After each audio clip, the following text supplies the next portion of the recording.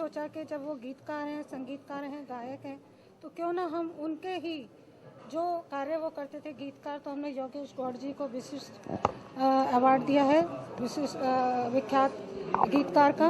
संगीतकार के लिए शिवहरि जी हैं, शिवहरि जी को संगीतकार के लिए, और सुरेश वाडकर जी को गायक के लिए।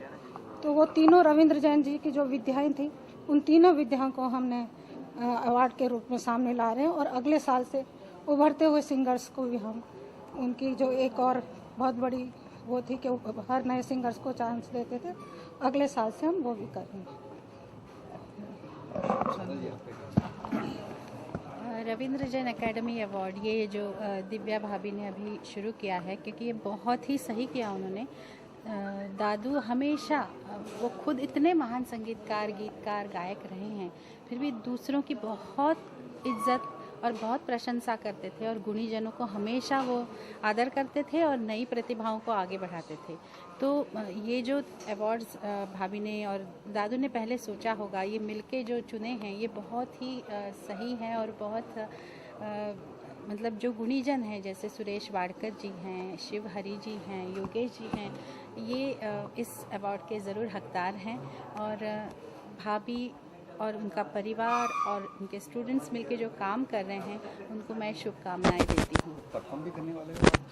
हाँ, हम लोग परफॉर्म करेंगे, सुरेश जी होंगे और मधुश्री हैं, और अकेडमी के सिंगर्स हैं, और दादू के शोज के सिंगर्स सारे नहीं, जिनको दादू के भी होंगे, और जो अवार्डी हैं उनकी फिल्मों के, जब उनको अवार्ड मिलेगा तो उनकी फिल्मों के गाने भी होंगे मिक्स कर। हाँ, शान आओ आपका आइए संजय शान आ जाओ अभी आप मेरा हो गया।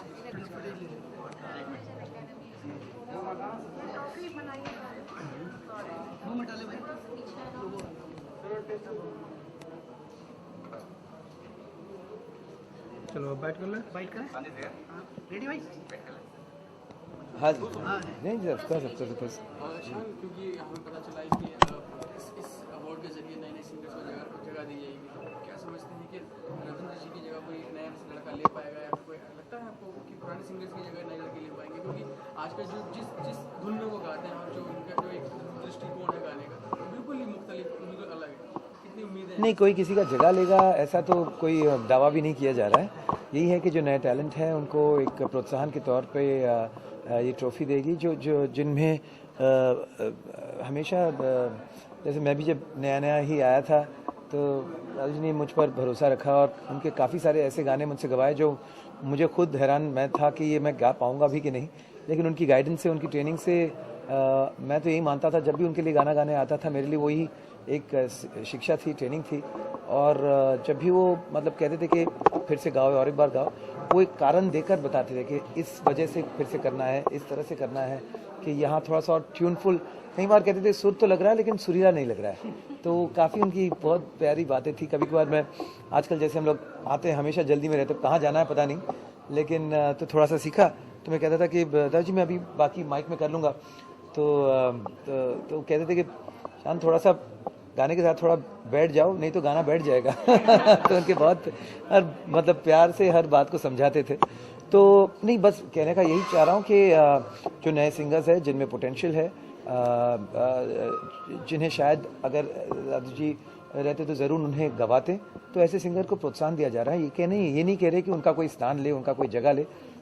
स्पेशली उनके रहते या उनके पहले, उनके बाद उन जैसे तो उन जैसा कोई कलाकार ना हुआ है ना होगा। और एक कंप्लीट म्यूजिशियन, हर क्षेत्र में जिनकी जानकारी है, जिनकी समझ है, जिनकी मतलब दखल है, सिर्फ समझ से दूरी की बात है, मतलब so he was one of his kind. तो उनसे किसी का तुलना करना, ये तो कोई बात ही नहीं बनती। परफॉर्म करते हुए नजर आएंगे? जी बिल्कुल, आए हैं उसी के लिए रिहर्सल करने। नहीं, वो अब आया हूँ, मैं एक्चुअली था नहीं, मैं एक हफ्ते के लिए लंदन था, आज ही आया हूँ।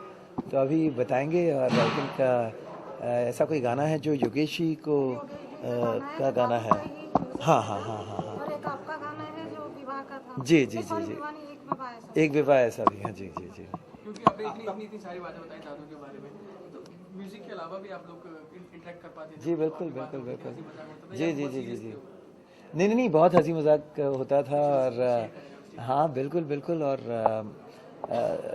सीरियस अपने काम के प्रति थे। और वरना ऐसे सीरियस इंसान ऐसे नहीं थे कि कुछ कंपोजर्स होते आए हैं बैठे हारमोनियम पे। वो तो हमेशा हंसमुख और हमेशा मम्मी के बारे में पूछते थे। और हमेशा कहते थे कि वो उनका मम्मी खिचड़ी बना, मेरे पिताजी और दादाजी बहुत अच्छे दोस्त थे। और वो एक पहली बार मिले थे कलकत्ता में बस पे, और दोनों सवारी कर रहे थे और फिर दोनों से पहली बार इस तरह से मिले। तो वो कहानी मुझे कई बार वो बताए हैं। और फिर बोले कि मैं जब भी घर पे आता हूँ तो मम्मी जो खिचड़ी बनाती है ना, वो मुझे उसका वो स्वाद अब तक है मेरे इसमें। तो मुझे कभी तुम वो खिचड़ी बने हमें, हाँ ये घर आई, ये घर आई, लेकिन वो बात वहीं रह गई। लेकिन बहुत सारी बातें होती हैं और बहुत पुरानी बातें, कभी कभी नई बातें, जोक सुनाते थे। तो वेरी वेरी अच्छा, कोई ऐसा गाना ला दो जो आपको एकदम बहुत प्रिय लगता है आपको, दादू का गाना इसी गाना? नहीं नहीं, सारी हर चीज़ें उनके बहुत जब दीप जले आना, जब सांझ ढले आना, मेरे ना मेरे मेरी यार ना बिसराना।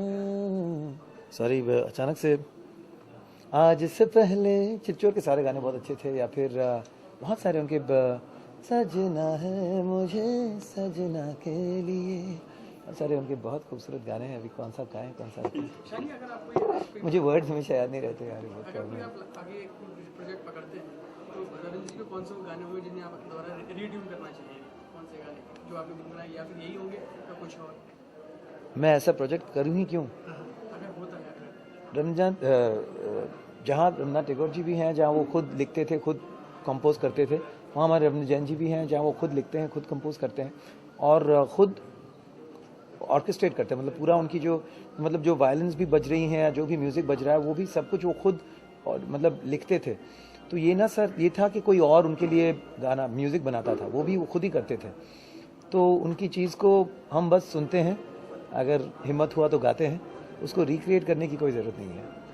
ज़्यादा अच्छे वो कंपोजर थे या सिंगर थे? आई थिंक वो सिंगर कंपोज़र तो कमाल के थे ही। मुझे जो सबसे ज़्यादा उनके बारे में कमाल लगता था उनकी लिरिक्स। एज अ गीतकार वो कमाल की, वो जो एक शब्द के दो रुख जिस तरह से समझाते थे लाइन में, वो कमाल लगता था मुझको, जो सिर्फ वही कर पाते थे। And he was a complete musician, तो हर चीज़ को मिलकर वो कमाल थे। बस ये और जानना चाहेंगे आपसे कि उनके जाने से पहले आपकी आखिरी मुलाकात उनसे कब और क्या क्या बात हुई आपसे? आखिरी 2-3 सालों में हम लोग बहुत मिलते रहते थे और कई उनके गाने मैंने किए, लास्ट के काफ़ी सारे फिल्मों के गाने किए और सिटिंग्स में, रिहर्सल्स में कई बार मिले थे। एक बार आखिरी बार आई थिंक एयरपोर्ट पे मिले थे और वो भी बहुत मज़ेदार किस्सा हुआ था। कोई आकर बहुत ज़ोर ज़ोर से उनका नाम ले रहे थे कि दादू जी, मैं उनका अभी बताऊंगा ना कौन, तो वो उनको प्यार से बुलाए, बोले ये बात सही है कि मुझे दिखाई कम देती है लेकिन सुनाई सही दे रही है, इतनी ज़ोर से क्यों कह रहे हो? तो और फिर मैं तभी तक मैं उनसे मतलब मैं उनके साथ ही था, मुझे हमेशा ऐसे गले से लगाकर रखते थे काफ़ी टाइम तक। तो चिल्लाने लगे सामने से, तो बोले यार शान 1 मिनट, और मुझे ऐसे पता, फिर हम लोग बहुत हंसे उस बात पे। बोले दिखाई कम नहीं, सुनाई तो दे रहा है, इतनी ज़ोर से क्यों चिल्ला रहे हो तुम? It is very funny. हमेशा हमेशा मस्ती का ही माहौल रहता था उनके साथ। ऐसा लग रहा है मुझे मिल गया अवार्ड। अभी एक मिनट साधना जा रही है।